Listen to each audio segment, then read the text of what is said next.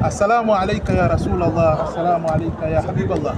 Tuko ndani ya msikiti wa Bwana Mtume Muhammad sallallahu alayhi wasallam, Madina Munawwara. Lile kubwa unaliona na kijani chini yake ndimo ambamo amezikwa Bwana Mtume Muhammad sallallahu alayhi wasallam. Bwana Mtume kazikwa hapa, lakini kipindi hicho ilikuwa ni nyumbani kwake, ndipo alipofariki, kisha akazikwa katika eneo hilo. Na huu ndio msikiti wake, msikiti wa Madina ambao Bwana Mtume Muhammad sallallahu alaihi wasallam mwenyewe alipoingia katika mji kama huu hakufanya jambo jingine lolote isipokuwa kwanza kujenga msikiti. Na hii inaonyesha namna gani msikiti una thamani kubwa katika mujtama, namna gani jamii inahitajia msikiti. Bwana Mtume alitumia msikiti wake huu kama ni bunge, alitumia msikiti wake huu kama ndio chuo, ndio madrasa, ndio kila kitu. Bwana Mtume Muhammad alitumia msikiti huu kama ndio mahakama. Leo Waislamu tumeiacha misikiti. Muislamu yuko tayari aende sehemu nyingine, watu waende wakampe hukumu. Yuko tayari aende sehemu nyingine akachukua ushauri, lakini misikiti imekimbiwa. Sasa Bwana Mtume alipoingia katika mji huu mtukufu wa Madina, alijenga msikiti.